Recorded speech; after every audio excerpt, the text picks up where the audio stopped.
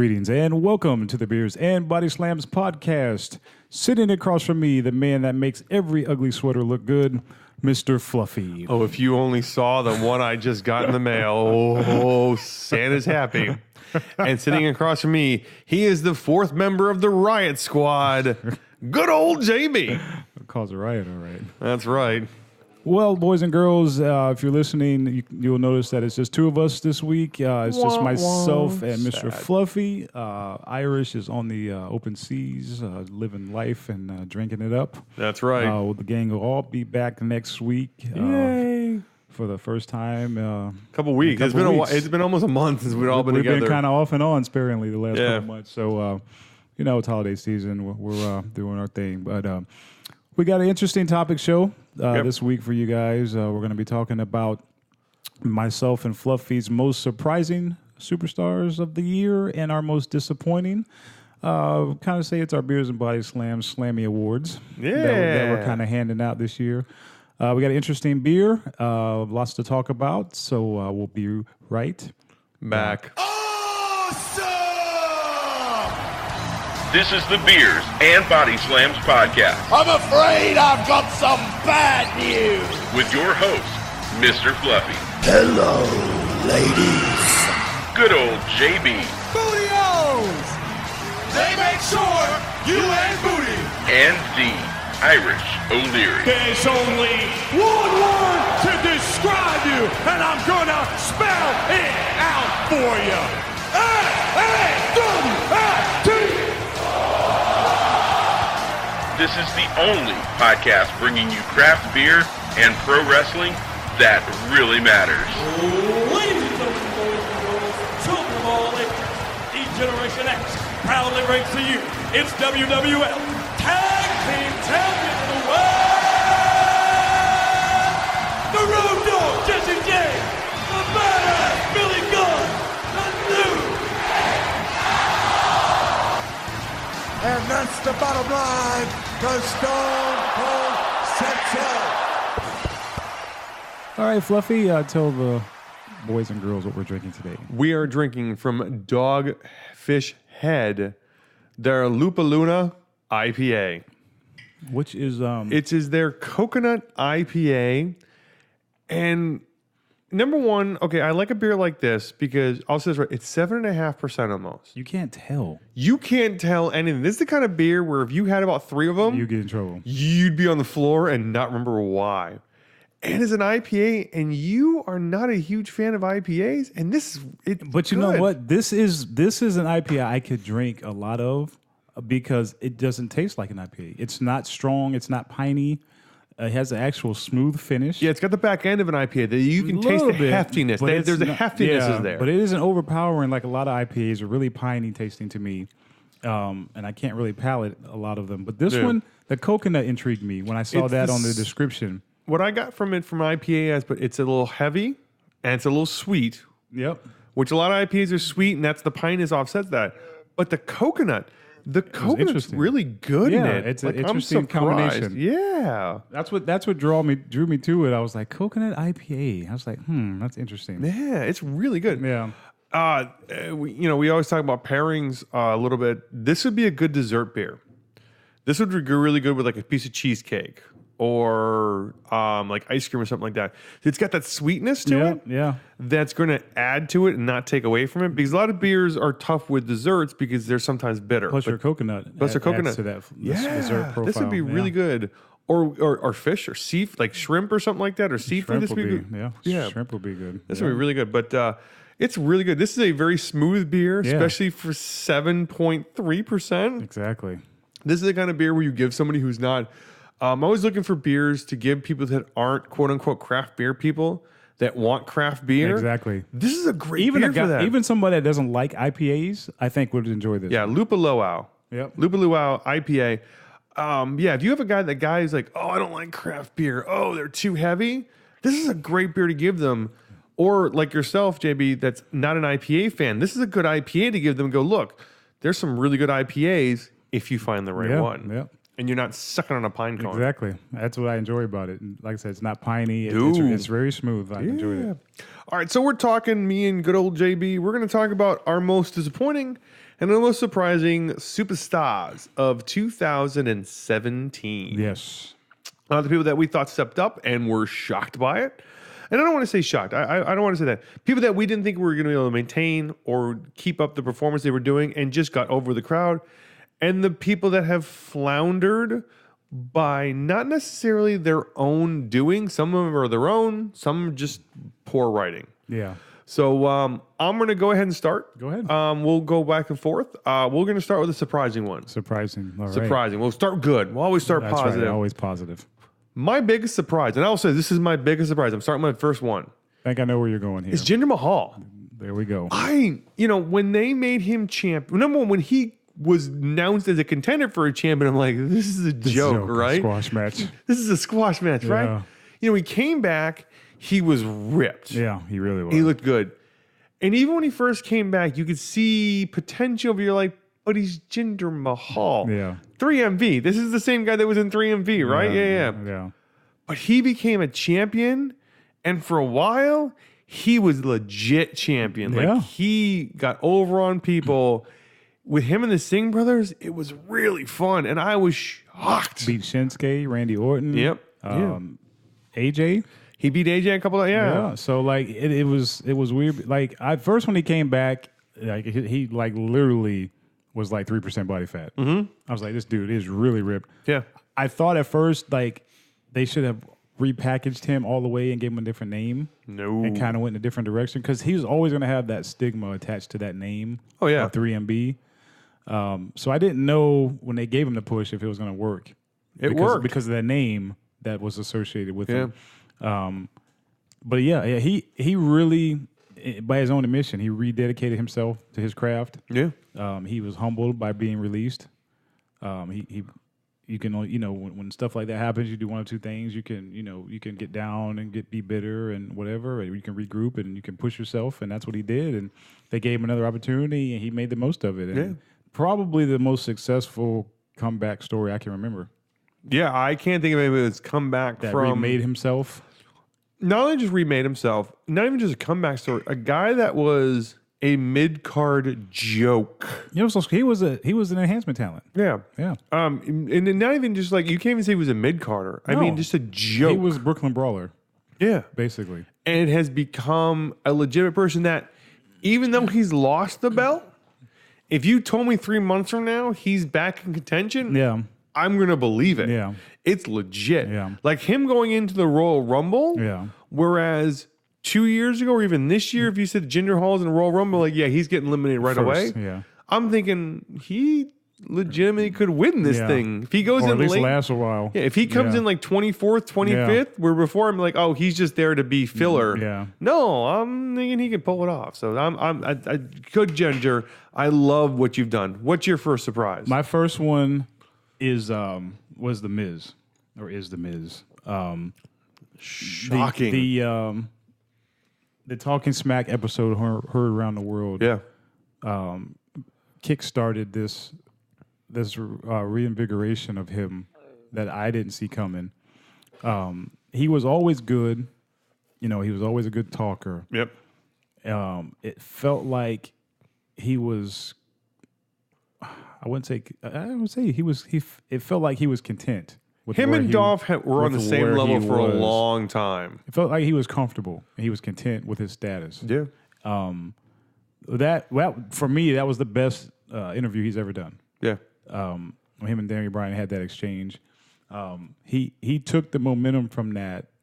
He didn't really reinvent himself, but you could tell he kind of re-energized him, because there's a lot of passion in what he said, and it felt real. You know what I mean? So it's like he took that.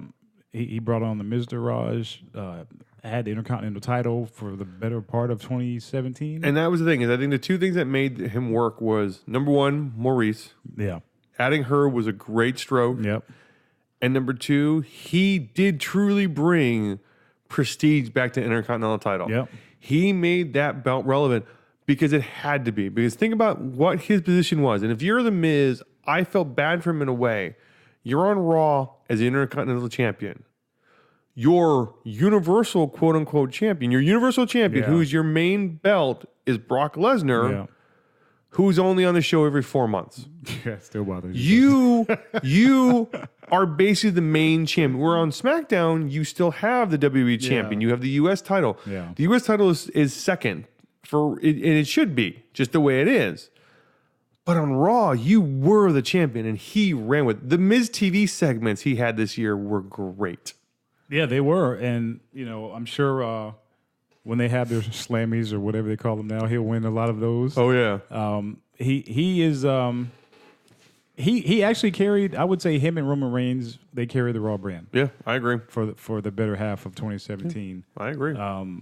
Like the Miz, to your point, he elevated that title so much they've now given that title to the face of the company. Yeah. So now Roman Reigns is the Intercontinental Champion. That title, it's not a step down. 6 months ago, he wouldn't even thought of probably challenging for that title. Now, because of what the Miz has done to basically make that the title of Raw for the time being, Roman Reigns is now carrying that belt. Yeah, so. and I don't think anybody else could have pulled that off. And that was a great thing. Yeah. So, good pick. I'm going to go for my first disappointment, and I'm going to go right after somebody who I know has great potential. I don't know if it's writing. I don't know if it's her. I don't know if it's the crowd. But it's Bayley.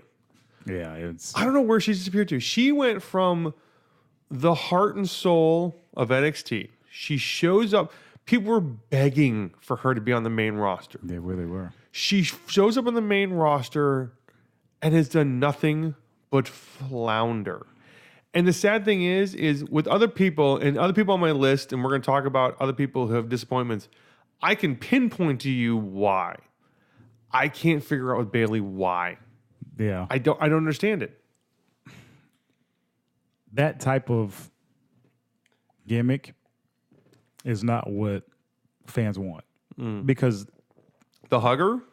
Just that girl next door. Like, we don't root for the underdog anymore. Well, they wanted her to be the female Daniel Bryan. That was the idea. But think about it, like this as a society in general, we don't really root for the underdog anymore. No. I mean, if you look at sports, we root for super teams now. Yeah. So now we want dominance. Yeah. You know what I mean? And it's like she's not a character, she's my neighbor. Okay. So it's like I can't get emotionally invested in her because she doesn't really have, not her personally, but her character doesn't have anything that makes me want to root for her. You see what I'm saying? And so it's like it's a combination of writing, but at the same time, she has to push. She wanted to push for a heel turn, but she didn't want to. Like from a career standpoint, it would have been best for her. Yeah. From a personal standpoint, she loves interacting with the kids. Yeah. And signing autographs and being visible in that regard. So being a heel character, some of that would have to be curtailed and cut back. So she made the choice that I'd rather be, signing autographs for my girls. She'd rather have the inflatable and wacky arm Tomb Man and come out to that but big just entrance.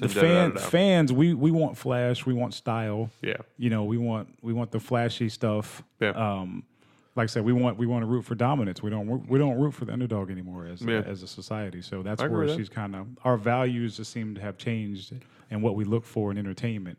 But the thing is, so can she be saved though? Can she? Because she has good matches still. And it's not. But they not get about enveloped. That. But like now that WWE is all about entertainment first. Yeah.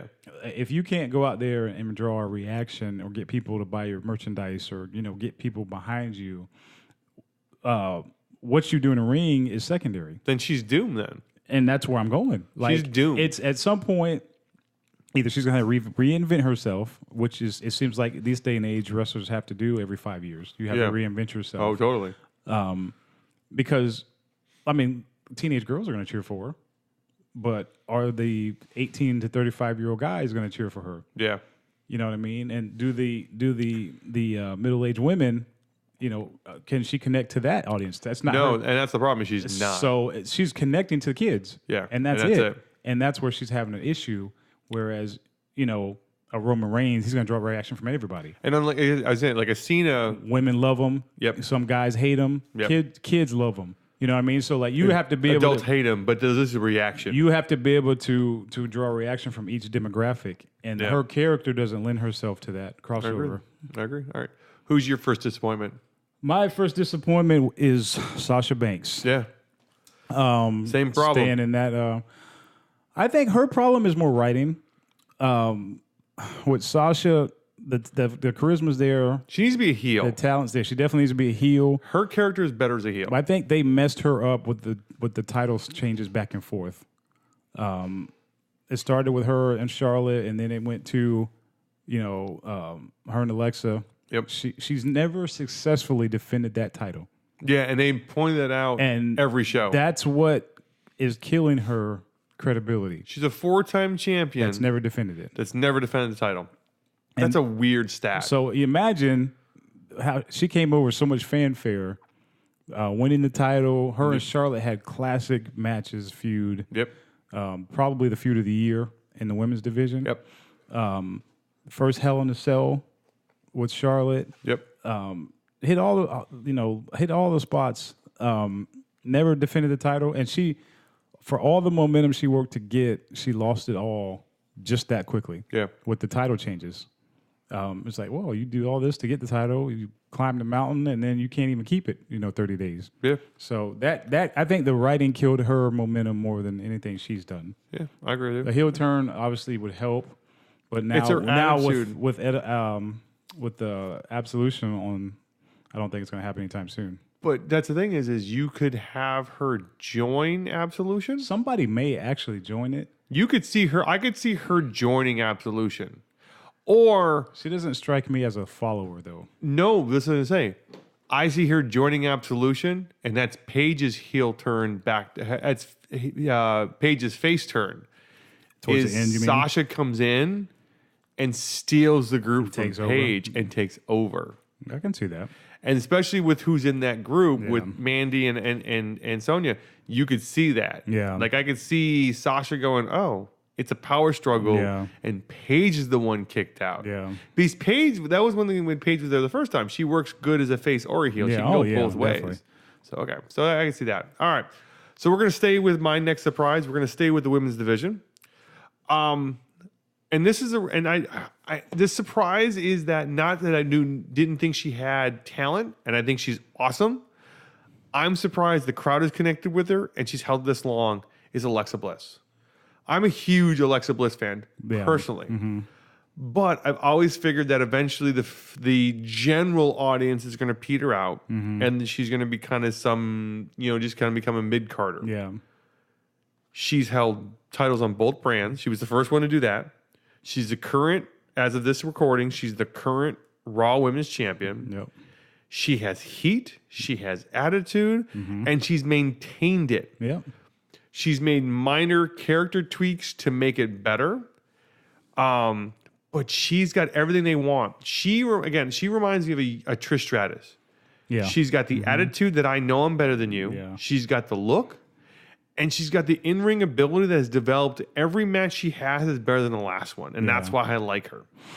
With her, I was concerned when she first got there that her stature would be an issue. And they're using it to her advantage. Yeah, being so small, I didn't think that people would take her seriously as a quote-unquote fierce competitor. Yeah. Her charisma and her, like, a lot of her mannerisms and her facial expressions, they're classic. Yeah. When she's doing interviews. She's surprised. Like, I kind of saw her in NXT. I follow her a little bit, but like, She blossomed on the main roster, though. she came up as like kind of like the cocky cheerleader, high school cheerleader that no one could talk to. Yep. Because she felt she was better than everybody. She's playing that role pretty well. Her matches is what surprised me. Cause she's had some pretty physical matches where she's taken a beating and overcome it. That part for me is what kind of elevated her to the surprising category, and she's. I just hope she doesn't get lost in this in the new shuffle that's coming along. But she has the potential to go either way. She does. Because I think especially the men love her. Yeah. And like I said, she's very funny. She has a comedic side to her. Oh yeah. So I think she can appeal as a face or a heel. You know, one of the things about her is I like. You talk about her entrance when she gets in the ring and she takes the belt and puts it behind her head and holds it next to her. Yeah. That is so unique. That's her. Yeah. It stands out. Something small, as little as that, Exactly, and separates her from everybody. what I think is it sums her up in saying that, yeah, I'm the champion, but the belt's behind me because I'm the main show. Yeah. And I think that attitude is so great. But she's holding the belt behind her head by saying, it's me and the belt, not the belt, then me. Yeah. So I think that's great. Who's your next surprise? Tag team, actually. Okay.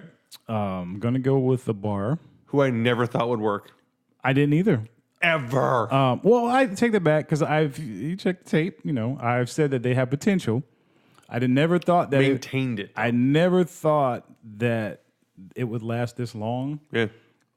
But they have similar styles, and usually for a tag team, that's not a good recipe. But they both have the physical ground and pound style. Yeah, they're brutal.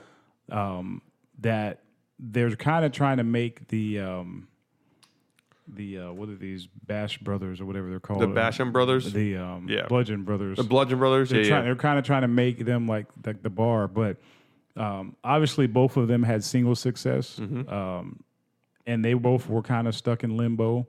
You know, as Mick Foley was leaving, he kind of threw that together, and you know, the best of 17 series. The potential. Like I said, I saw it, but I didn't know how it would work as far as like character and development. But they really haven't let them talk too much. They've kind of just let them go beat people up. Yeah, and it's worked for them. And you know, hopefully they stick around as a team for a while because I think they're better as a team than separate.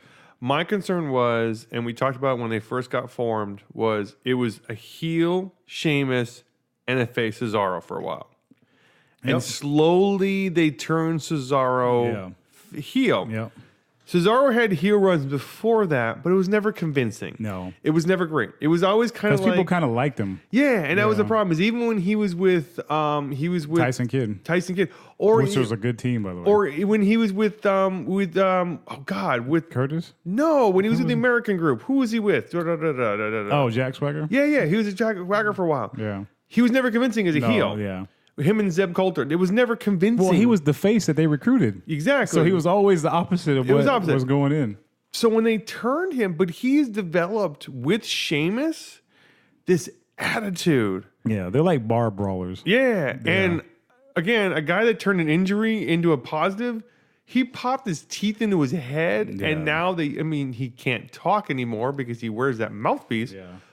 But that toughness and that brutality has really benefited both of them. The fact that he even finished that match. That's insane. It was incredible. I know.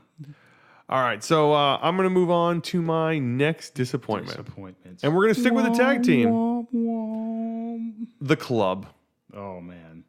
Is that a write-in from Irish? Oh, my God. I will say it, too. It's in honor of Irish. If I'm Anderson and Gallo, I'm basically writing out my contract. Asking for my release. And then as soon as it's over and I get my last check, I'm going back to New Japan and I'm going to show up and I'm going to beat the crap out of whoever's in the Bullet Club and become gods again. Yes. I don't know what they're doing with them at all. And it's not like you have a bunch of tag teams to choose from.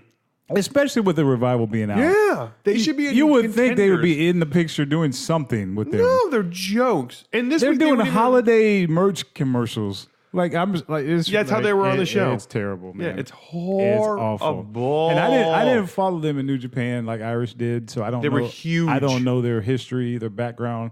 I remember Gallows when he had previous runs or whatever, but when the way they debuted, I was like, man, these guys are badasses. They were the most dangerous tag team in the world when they came in. And like, legitimately. They literally never got the push that they needed. Nope. They never capitalized off of that after that monster debut. I think the gimmick with the New Day, or that feud with the New Day, killed them when they were using it was the whole gimmick jokes. They were trying to do comedy skits against the New Day, and that kind of killed balls them. in a jar. Yeah, that was the beginning of the end for me because they kind of lost credibility. Yeah, and they never really gave them the forum to be, who they intended to be. They tried to reinvent them. As much as talking about the bar being great, they should have been the bar. Yeah, oh yeah. They should have been little talk. They could have fought the bar. Kick ass. Imagine the physicality that those matches could have been. That's what it should have been. Yeah. No talking, just kick ass. And I'll say, okay, we talk about can it be saved? The club can be saved if they become the club. If they come the club and you hook them up with somebody like a Finn Balor or an AJ Styles and you make them a group, then it can work. They were for like a split second before AJ went to SmackDown. Yeah. When he was the heel on Raw, and then it lasted all of like a month. Yeah. Before you do your next one, I once again thank the Dogfish Head. He gone for your Lupa Luna IPA. I've been drinking those beers down tonight, man. I know, I like it a lot. It's really good. This is a really good IPA. This is a really good IPA, nice and sweet and smooth. So, all right, who's your next disappointment? Well, we're gonna stick with the club, and I'm gonna go with Finn Balor. Another person that should be with the club. Refresh my memory. He's been fighting pretty much mid card guys lately. Yeah. He had that thing with Bray Wyatt. Ever since he came back from injury, he never even got his rematch. Nope. For the Universal title that he never lost, by the way. He is the first Universal Champion, and he's never defended the belt. And he never got a rematch for a title he never lost. Nope.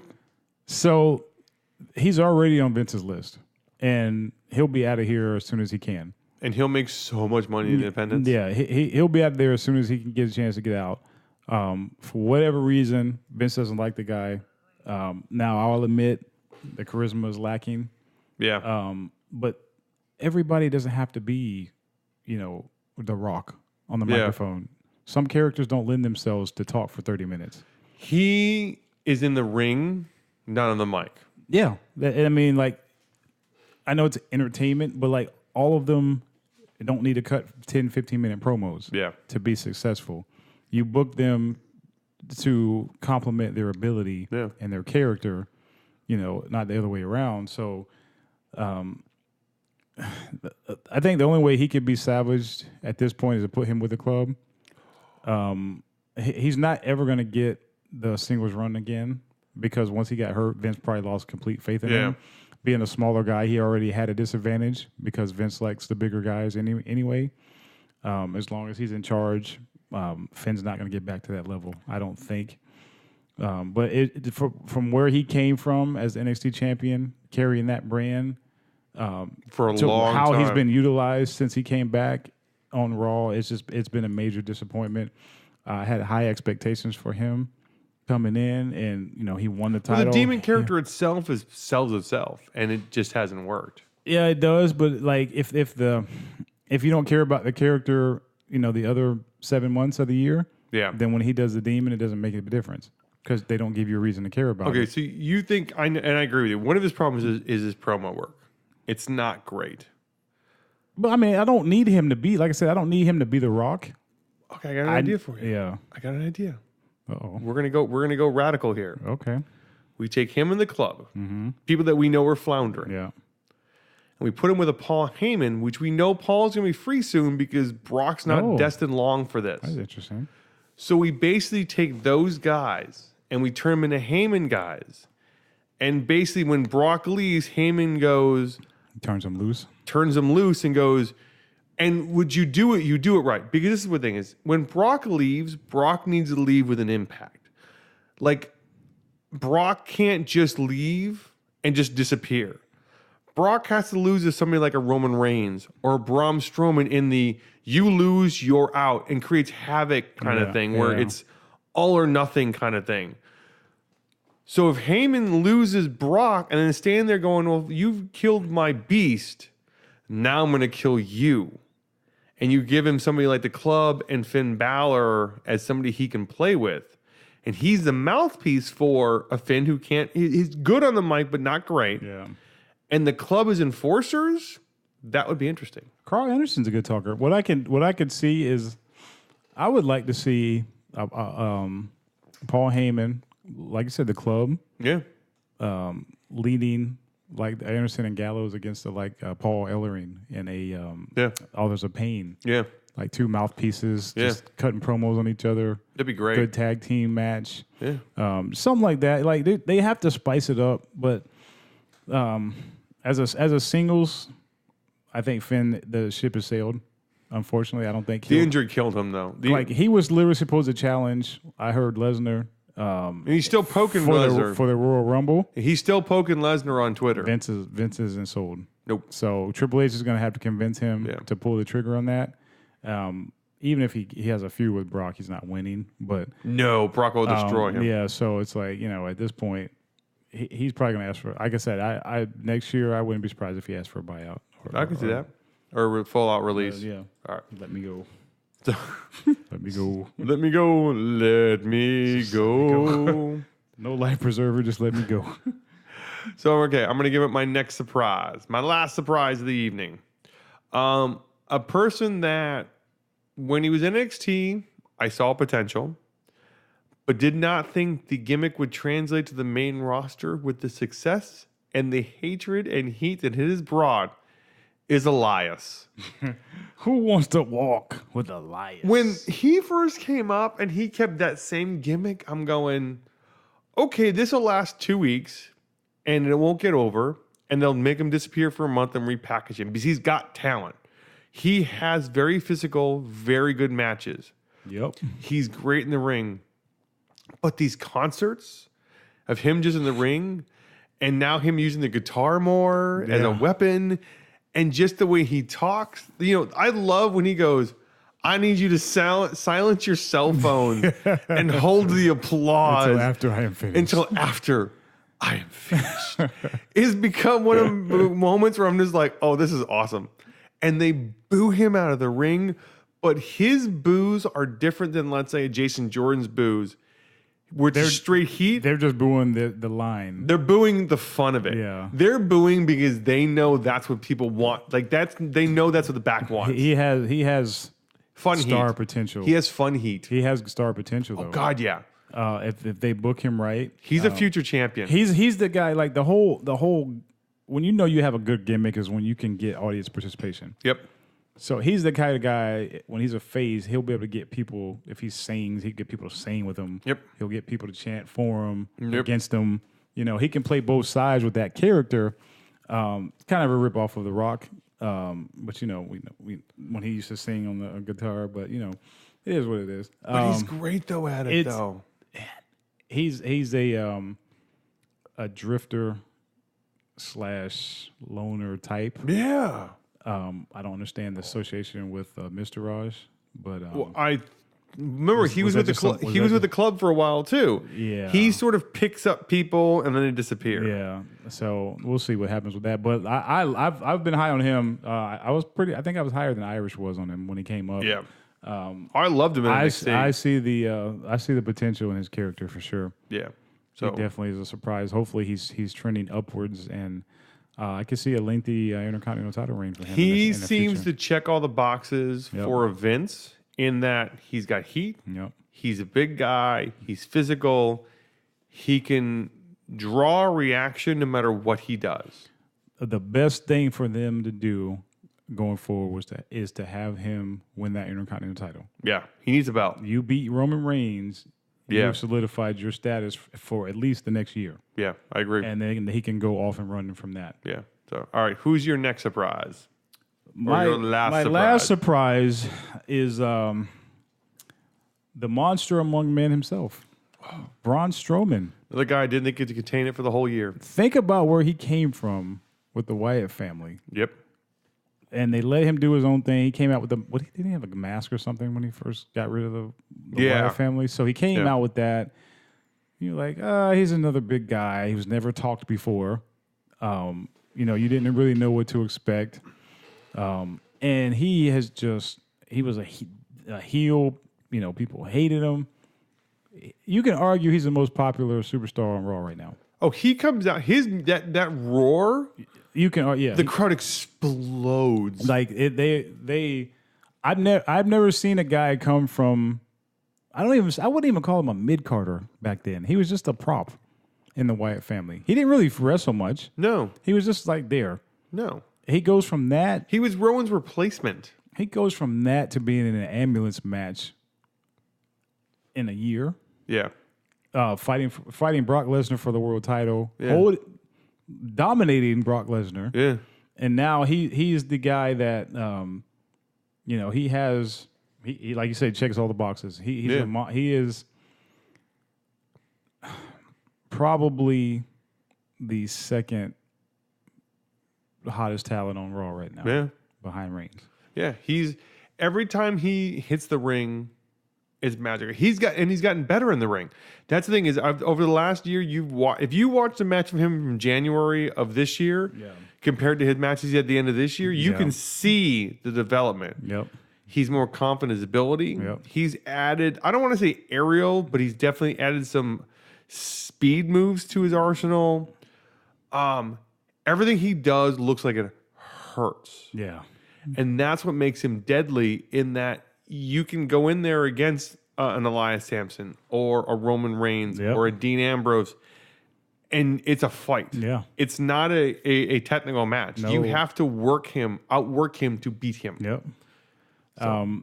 Like I said, with the landscape of society is like we cheer for dominance now. Yeah.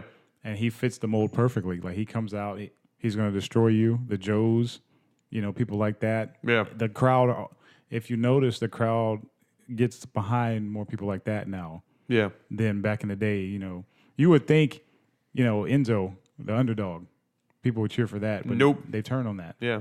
So it's a societal thing that those are going to be the most popular superstars probably for the next couple of years, is the dominant ones. Yeah, the monsters. We're a front running society, so. And even his current feud as of right now, he's doing the whole him and Kane. Yeah, I don't mind it. I think it's a passing of the torch. Oh, kind it of definitely thing. is. Yeah, it's Kane's going to lose this. Yeah, because they're going to make Braun the new true monster. Yeah, the guy that's going to be here for the next 5, 6, 7, 10 years and just destroy people. Yep. And he doesn't need a belt for that character to succeed. Nope. And that's why he's good. That's why he's like a Kane or an Undertaker or a Big Show. In that he does not need a belt to justify his existence. Yep. Him beating the crap out of people is all he needs to do. So, all right. So we're going to go to my last disappointment of the year. And this one hurts. It's a guy I love. I loved him in TNA. I loved him in NXT. And he has done nothing on the main roster. And this is I think this is not his fault. I think this is writing. And the position he's in is Bobby Roode. Yeah. He needs to be face. Yeah, heel. Or they need to heel. Yeah. And need to turn him and let him loose. Yeah. Even his matches feel very held back, because I don't think he knows what to do with himself. He does the whole hand thing and stuff like that. He just needs to go for the arrogance. It's not a pandering gimmick. Yeah. It doesn't work well. No, it just needs the arrogance. Yeah. And he works great. They brought him up to replace Cena as the new face on SmackDown. Yeah. And then, like I said, I don't mind. Like, if they would have built towards it, it would have made more sense. But to just come up from NXT after being a heel the entire time, losing your title, never getting a rematch, and all of a sudden we're supposed to cheer you. Yeah. And for the people that follow NXT, those are, probably 40% of the crowd. They're like, why is he a good guy? Even that, it's just when you watch how he acts, it just doesn't fit the character. Exactly. It doesn't fit. You know what potential he has of being that, I don't want to say Ric Flair-ish, but in that vein of that arrogant. He's a Rick Rude, Ric Flair clone. Yeah. He's a blend from. I know I'm the best. Yeah. I know I'm better than you, and I'm going to put you out. I'm going to crush you in the end. Yeah. And that's what makes it. And this whole face run is horrendous for that reason, because I don't know where they're going with it. Yeah, I don't think they don't. No. Clearly. And my fear is they're going to kill the character because I think when they finally figure it out, either he's going to be bored or the crowd's not going to buy it and they're going to kill him for it. Yeah. Yeah. I don't get it. All right. Who's your last disappointment of the year?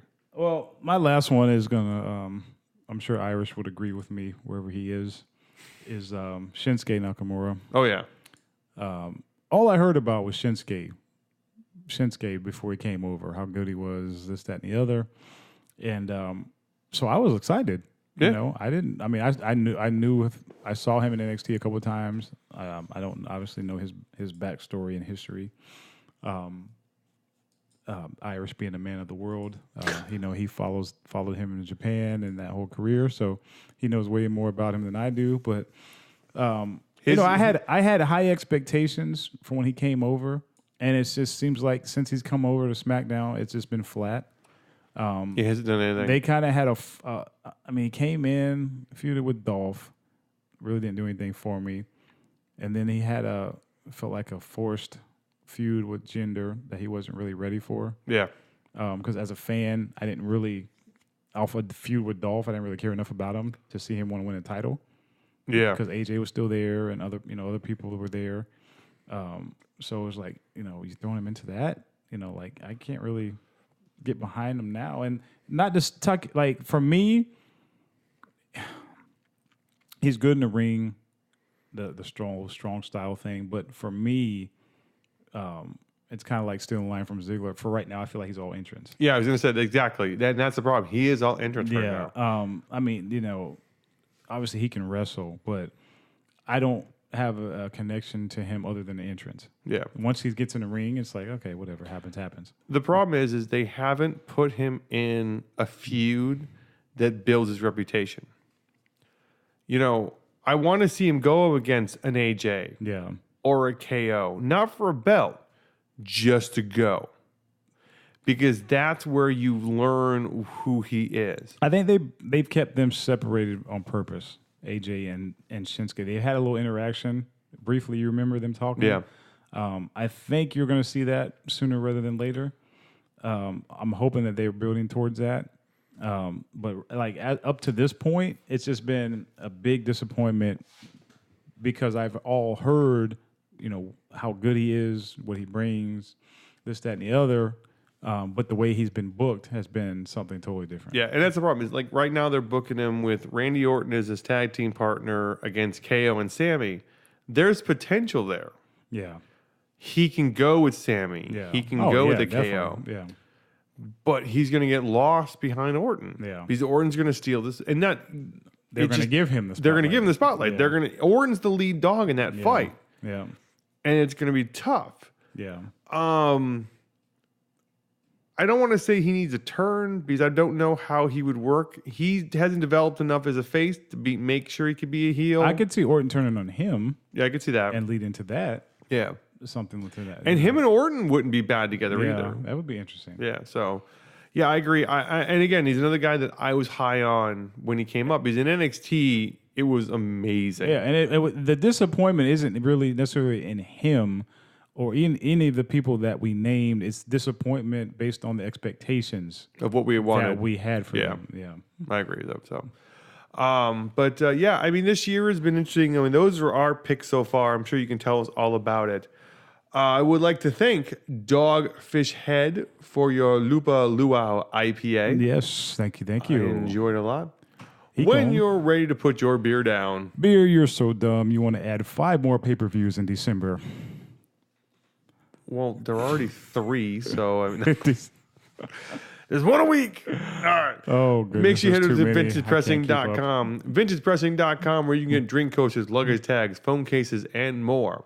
If you want to tell us who your most disappointing and most surprising wrestlers are, you can do that on Facebook at Beers and Bodyslams Podcast.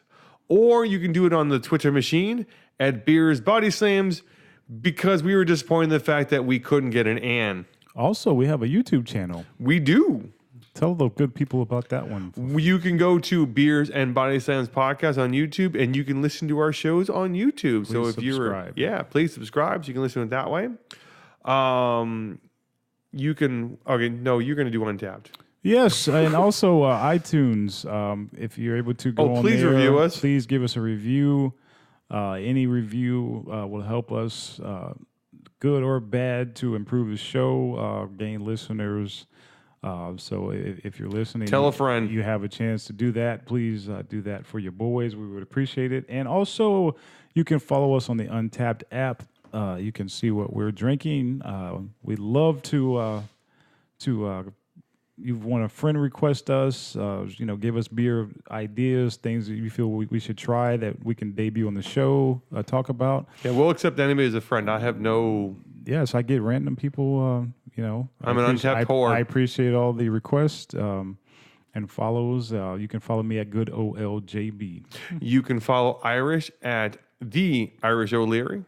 Yes. And you can follow me at Mr. Fluffy as I attempt to prove you do not need a liver to live. That's my plan. Make sure you tune in next week on Thursday. We will be back as a full crew as Irish will have returned from his pirate adventure on the high seas. With booty. With booty, hopefully. We're going to talk about Raw and SmackDown, and we get to pick a pay-per-view. Good old JB is our champion currently, so the... Two-time. The winter has come and JB is taking over. Yes, sir. And then next week, we're going to continue the sort of review show. I'm not sure what the topic's going to be for next Monday, but we'll figure something out. But we're going to continue sort of review of the year. Yes, we'll talk about as we go along from there. We may create our own award show.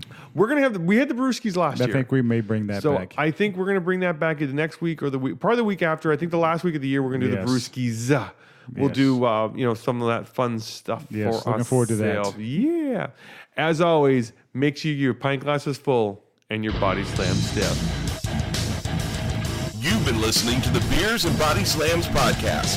Find us online at beersandbodyslams.com and on Facebook at facebook.com/Beers and Body Slams podcast. Until next time. Have a nice day.